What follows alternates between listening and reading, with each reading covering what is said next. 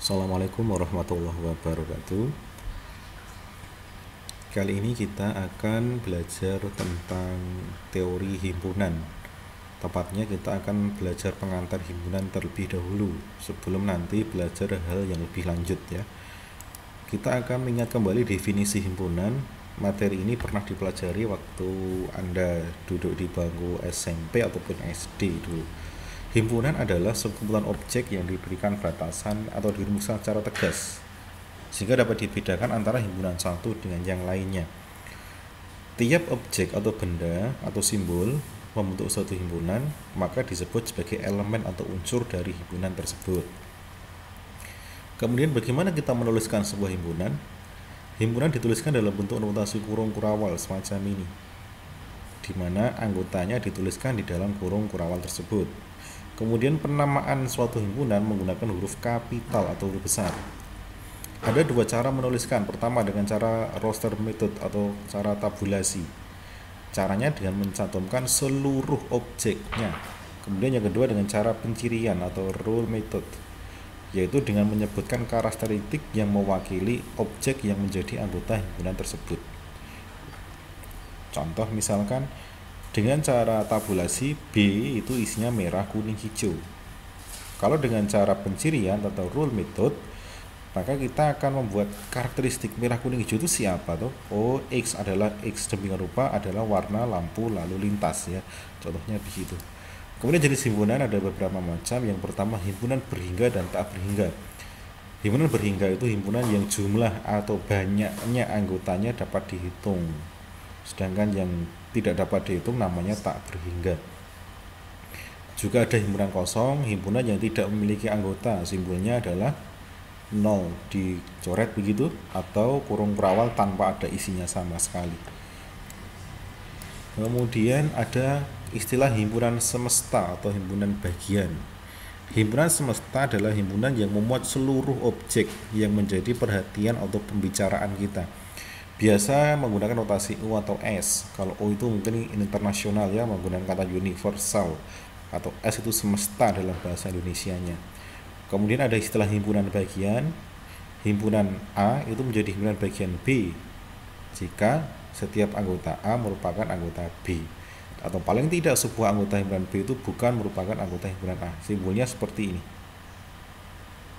Maka kalau menuliskan berarti ya A himpunan bagian dari B. Kemudian ada istilah komplemen himpunan. Jika semesta himpunan A itu terkandung dalam S, maka komplemen dari A adalah anggota S yang bukan anggota A. Nulisnya A pangkat C atau A aksen. Contoh, semestanya itu 1, 2, 3, 4, 5, 6, 7, 8, 9, 10.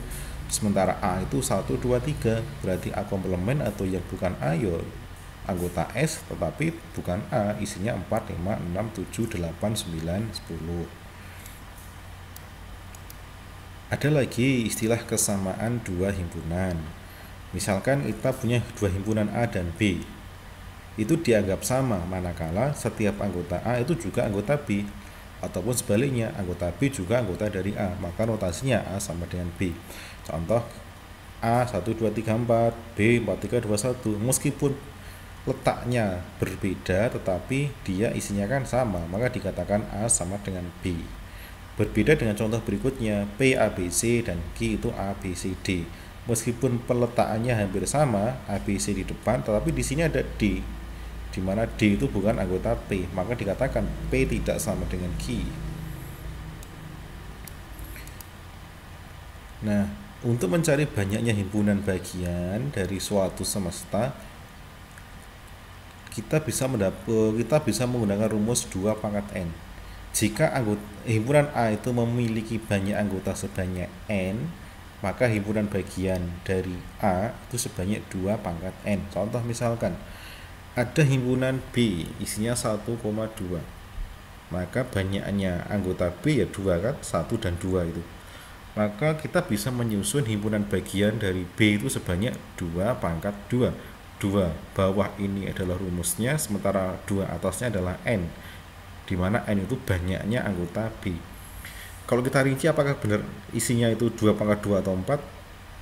Yang menjadi himpunan bagian dari 1, 2 itu mungkin tidak ada isinya, satu saja, dua saja, ataupun 1 dan 2. Ada 4 himpunan bagian dari himpunan B 1,2.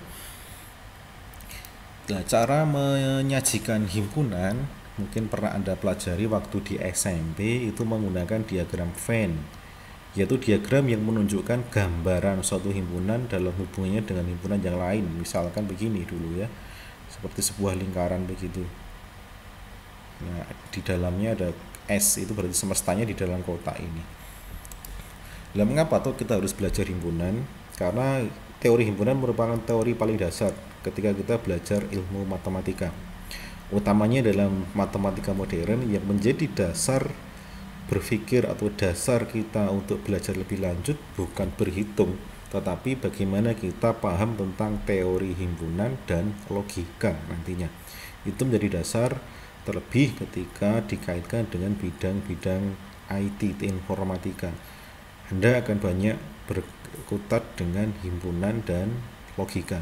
Nah, di sini kita belajar himpunan dari awal, semoga bisa membuka cakrawala berpikir kita untuk berpikir yang logis, terstruktur dan sistematis. Tentu materi tentang himpunan bukan lagi materi yang asing, karena di SMA, SMP, SD, atau bahkan ketika kita belum sekolah pun oleh guru-guru kita sudah belajar himpunan secara mendasar, bagaimana kita menyebutkan benda-benda dengan aturan-aturan tertentu. Begitu tentang materi himpunan, semoga bermanfaat untuk menambah wawasan berpikir kita semua, belajar matematika yang benar ya. Assalamualaikum warahmatullahi wabarakatuh.